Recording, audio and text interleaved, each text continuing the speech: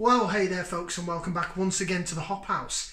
It's Eddie here. It's time for another beer review. Time for another virgin beer review of kind of more or less a brand new beer. Now, usually I'm a bit behind the times with the beers. I tend to get them and store them and then put them up as and when. But I believe this has only just come out in the past week. So I'm on it. I'm all over it like a rash. Now, if you're brand new to this channel, you've just found us here on YouTube, I do tend to get the housekeeping out of the way at the beginning of these videos, and this is no different. So if you're new, give us a thumbs up, give us a like, share and subscribe to this channel. It's the Hop House. We like hoppy beer, we like good house music. We're on the beer side. This beer is an Aldi beer. It's new to Aldi. I was in Aldi today getting some bits and I was like, ooh, not seen that before. So I picked up a couple of cans of it. So this is a virgin review. I hope it's good because I've got another can of it down there in my stash. Are you ready to see what we're going to review? Let's do this. Okay, so from Aldi, well actually from Williams Brothers. So from Williams Brothers Brewing up there in Scotland, there was another can as well, a cherry lager. Didn't really like the sound of that, but maybe I should do it for the channel. I didn't do the strawberry lager from the Hop Foundry series because it's just not really my bag. But I should put other types of beers up on the channel because this is probably right up my street, should I say. So from Williams Brothers, it's this 6 States. It's a New England White IPA. That is a New England White IPA. It is, if the camera will pick it up there, 5.7% on the ABV. Juicy, refreshing white IPA, New England White IPA. Does that mean it's just going to be like snow in a can? Yeah, this is new into Aldi. £1.59, so it's the same price as the Hop Foundry and the 10-4 Brewing cans, which I think are both made up breweries. But this isn't. It's Williams Brothers in Scotland. Now, depends where you stand on Williams Brothers. Some people don't like any of the beers that they've done in Aldi, especially the 330ml cans. I actually quite like it. Bar one, I think, was it Rufus? I weren't keen on Rufus. I like the Clute, which was the white can, the West Coast IPA. That was quite nice. I liked the Otis, the Blood Orange IPA. I like the Paolo Peach Pale Ale. I've still not tried any of those club cans, but I have recently seen those in Aldi, so I might actually get around to actually trying those. And rumour has it that Williams Brothers are the ones behind the Anti-Establishment IPA, you know, the fake punk IPA, which I thought was really quite good. I really quite liked it. So Williams Brothers like the poor man's brew dog. Some people seem to love them, some people seem to hate them. They've also been into Lidl, of course, Lidl Craft Beer Festival. The one that just gone, the one that I missed, they did their Joker IPA. I have had that before, but not on the channel. That's their core beer. And they did a double Joker at 8%, which would have probably knocked me for 6. So Williams Brothers, I quite like it. What was the Totem Poly one? Talking Heads. That was sensational. That was one of the best sort of American hopped canned beers that I've had, like out of all of them. It was sensational. So I'm kind of excited for this because I don't think it's gonna blow any minds because it is brewed for Aldi, and the Williams Brothers for Aldi seem to be on the cheaper side of things, but we all have hope, right? So let's get it out in the glass. It's been refrigerated. It's been in the fridge for probably about an hour or so, so it's kind of nice and cold.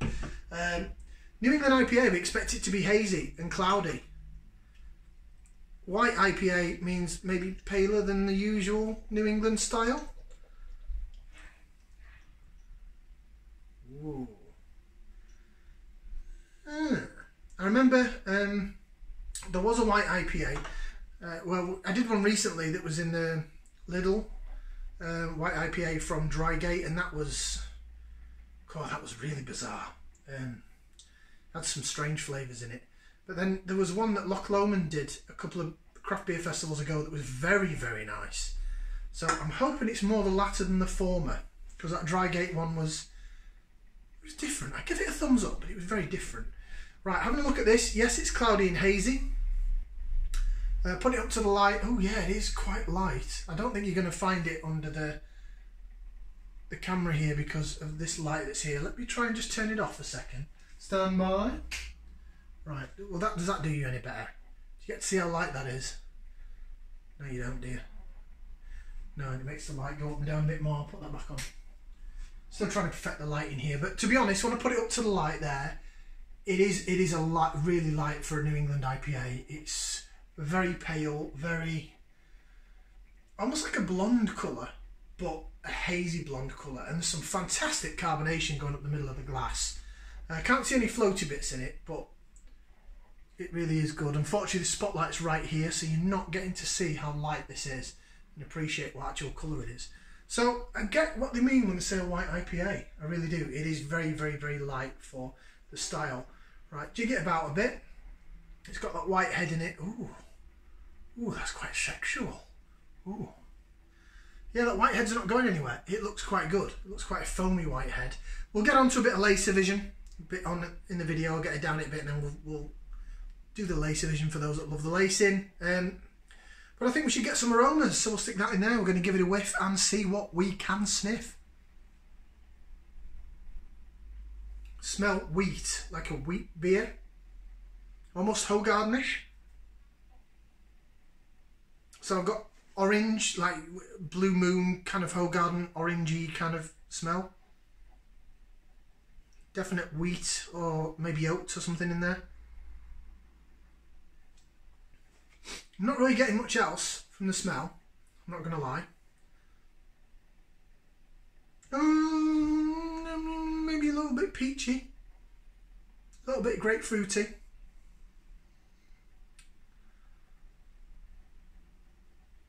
Trying to get it to do something. Come on, jig, jig, jig. Oh, that head's a lot better now. Look at that. It's really carbonating like a beast.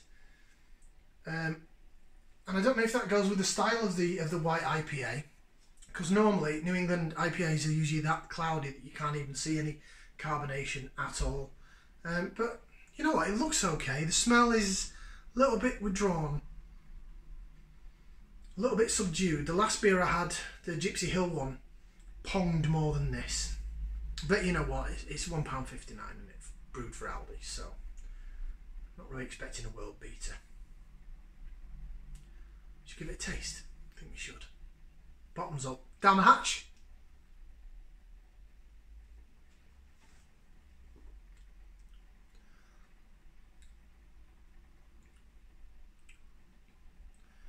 Again, the flavours are quite subdued.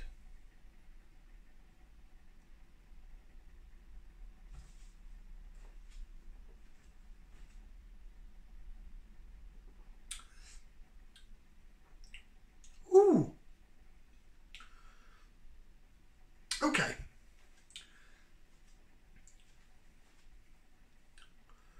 Ooh, it sort of carries on afterwards. Ooh, I wasn't expecting that.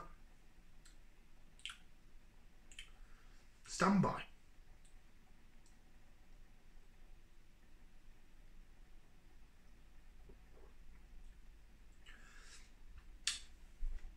Okay. That's not bad. That's alright. That's okay. We'll do a bit of laser vision in a minute. You get initial zestiness, tropical. There's definite orange flavours in there, but maybe like a bit of mandarin or tangerine or something. And a little bit of peach coming through. It's not really tart like the previous beer, even though the smell was wheaty and a bit orangey. The orange comes through in the flavour. And then afterwards it's sort of, it's almost like a bit marmalade tart and a bit spicy. So maybe there's some British hops or something in there as well. Definite bit of spiciness or something on the aftertaste. Right, bit of laser vision for those that love the lacing. Look at that lace in the glass. Look at it. Wow, oh wow. That looks tremendous.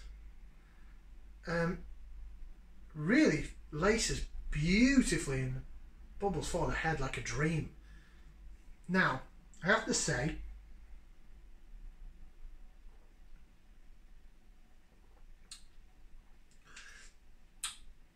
body wise, mouthfeel wise, it does feel a bit on the watery side for a New England IPA. Although it says it's a New England White IPA. Now what that difference makes, I don't know. It doesn't taste, the previous one that we had, the that that white IPA I did, the one from Lidl. Oh, what was it called? It was the Drygate one, Hoppy Poller. That was different on the mouthfeel, but that tasted quite artificial in a way, and then it had this real bitterness that just ripped your tongue out. This doesn't have that. So this, mind you saying that the Hoppy Poller just said it was a white IPA. It didn't say it was a White New England IPA.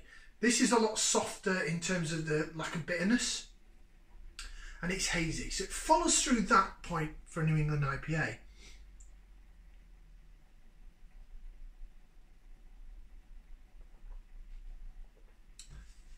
But again, with it being a New England white IPA, is a white IPA another style? Because we're getting to a point now, 2021, and I've only been doing this channel for about 10 months, coming up to a year. I think I started in November, maybe I started in October. Oh my god, in that case it's nearly a year. I have to do a year anniversary special. Who knows, I might get up to 50 members, 50 subscribers. Ooh, big numbers. Yeah, coming back to my point, I really digressed there, sidetracked, sorry. I think that there's been that many New England IPAs come out that they're all getting a bit, yeah, this is okay, yeah, it's sort of New England style. So I think brewers are trying to change. Now, I've heard from a couple of beer groups that I'm on Facebook. Oh, big shout out to the Brewskis, by the way. It was great to see you last Saturday. I should have put that in way earlier in the video. I'll tell you what, I'll say a thank you on the next video to the Brewskis. So we'll move on from that. Yeah, I've heard in terms of other beer reviewers talking about the next new styles. Apparently lager's making a comeback. I didn't realise lager had gone anywhere. Lager's always popular. I've noticed a few fruity lagers though, even in like Aldi. They did the strawberry lager, now a cherry lager or whatever. So are they trying to go for the Belgian style where they've got the fruit beers? I'm not sure. But I have also seen a bit of an resurgence and a comeback in best bitters. Some breweries doing best, even craft beers, craft breweries in cans like that, doing best bitter. And so I think that's a style that could come back, or maybe maybe not mild, maybe just best bitter. I think what it is not just in the beer world, but in the drinks world in general. And this is my opinion. All of these videos are my opinion. I'm not a brewer. I don't work in the industry. I don't brew my own beer. But things tend to go like cyclical. It's like cycles, like fashion. So what they did at the turn of the 2000s-ish is vodka was getting a bit so they came out with like flavoured vodkas, the flavoured absolute vanilla, absolute raspberry, and then ciders did it, and then they started bringing out these dark fruit ciders and this, that and the other, and then gin has taken a comeback, and now it's like elderflower and strawberry gin and pink gin. So I think the same can be said for beer. A new style comes out and then people kind of get bored of it, and then maybe it's time to bring back the classics. So I think best bitters are going to be big in the next 6 to 12 months, and I've had some quite nice best bitters recently. God, I feel like an old man saying that. I'm only 40. Getting back to this though, the more I drink it and get down it, the more I like it. It's quite thick but watery. I can tell it's brewed with oats, but it's not got the really silky thick mouthfeel that you'd expect from full-on New England IPA. But again, when I put it up to the light, you're not going to see it on the camera, but it's really, it is quite light and hazy. In fact, from the look, it does remind me of the white IPA that I had from Loch Lomond Brewery that I was talking about. It's hoppy in terms of a orange tangerine note, maybe a little bit peachy, and then there's like that spice in the background and the tart marmaladeness, apricot, and a bit of. Right, let's read in the can and see what it's. Well, there you go. I didn't even read that there. So straight away answers exactly what I was saying. So it says a juicy and refreshing tropical IPA infused with citrus peel and aromatic coriander seed. There's your spice straight away. Right, 6 states. 6 States is a New England White IPA with a juicy tropical fruit aroma balanced by the refreshing spicy addition of citrus peel and a pinch of coriander seed. Heavily dry hopped with a restrained bitterness, it delivers a smoother, rounder flavour, which combined with the presence of wheat and oats results in a full-bodied natural haze. Excuse me. Then it just says contains wheat, barley and oats, canned exclusively for Aldi by Williams Brothers. So it doesn't tell us what hops are in it, but right there, it's told me on the can kind of what I was picking up. I said from the smell, it smelled like a wheat beer. It smelled like a Whole Garden or a Blue Moon when you have a slice of orange on the top. And it says it's citrus peel and coriander, so the coriander is the spicy bit at the end. Now,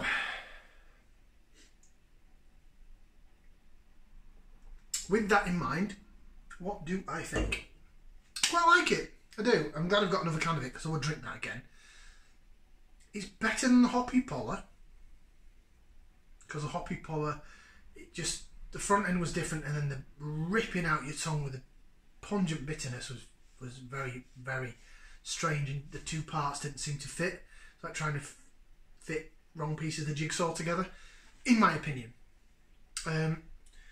It's not as nice as the Loch Lomond one that they did, the White IPA, a couple of years ago in the Craft Beer Festival, but it's good.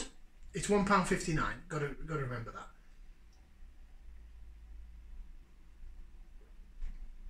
But I've finished it,